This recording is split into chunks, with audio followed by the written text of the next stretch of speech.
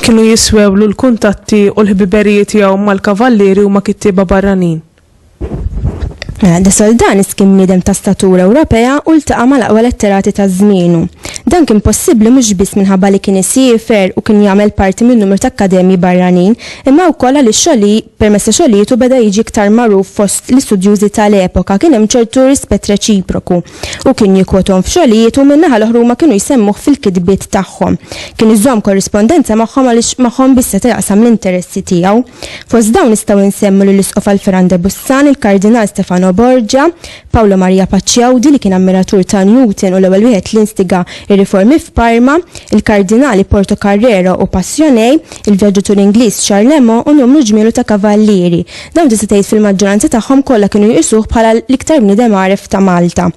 Il-ħbiberiji li kellu ma' daw il-personaġġi kienu vantaġġużi għalih fid-diversi oqsma ta' ħajtu. Jekk inħarsu lejn il-lat ekleżjastiku, naraw per eżempju li l-Isqof Alferan de Bussan ħatar lil De Soldanis bħala kanonku meta dan kellu bi 17-il sena. Mbagħad insibu l-Kardinal Porto Carrero li jenu biex jimxu l-qudiem fil-ġerarkija ekleżjastika.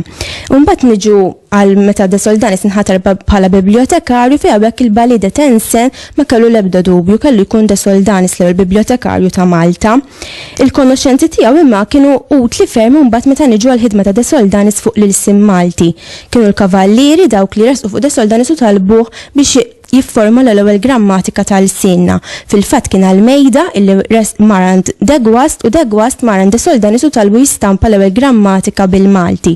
Però De Soldanis jarrafna li anke meta kien Ruma fl-1750 iltaqa' ma' diversi letterati li inkoraġġuh biex ifassal l-alfabet tal-Malti bit-tri Latini. Imbagħad insibu studjużi bħal Stefano Borgia, Francisco Vettori u Cesare Gaetani illi dawn kollha jifirħulu għal xogħlijiet u jinkoraġġuh biex jibqa' mixi dejjem iktar il qudiem.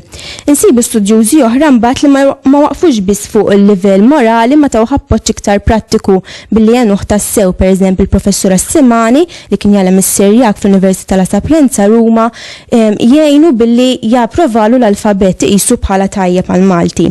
Insibu studjużi li kienu jgħaddu x-xogħol ta' De Soldanis il-xuxin, per eżempju, naraw il-kavallir Turgo għadda l-grammatika l-Turnon. Insibu wkoll oħrajn li kienu jagħmlu reċensjoni ta' xogħlijiet u bħal Lami u Passeri, oħrajn li kienu jinqdew bil-kitba tiegħu għall-istudju tagħhom stess bħal pereżempju il-Ġeneral Valenzi u oħrajn li kienu jaqilbu x-xogħlijiet tiegħu għal ilsna oħra, pereżempju żewġ dissertazzjonijiet tal-grammatika tal-1750 li huma bit-Taljan qalbuhom kemm għall-Ingliż kif ukoll għall-Franċiż.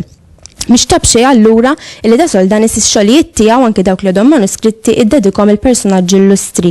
Pereżempju, l-istorja taw li xi dedika lil Alferan de Bussan li kien il-benefattur tiegħu. L-ewwel dissertazzjoni della lingua punika dedikaha lil De Ricard, Balli tal-Ordni, it-tieni waħda lil Almeida li kien falkunir tal-Grammastru Kavallier u t-tieni grammatika lil Bartolomeo Rull. Jiġifieri aħna nistgħu ngħidu li għandna ċirku vizzjuż. Il-ħidma tiegħu għamlitu magħruf fost iċ-ċirku letterarju ta' dak iż-żmien u mal-ħakkiema tal-pajjiż u l-apprezzament li kienu juruh kien ta' stimolu biex hu jkompli jaħdem aktar għal-ilsienna.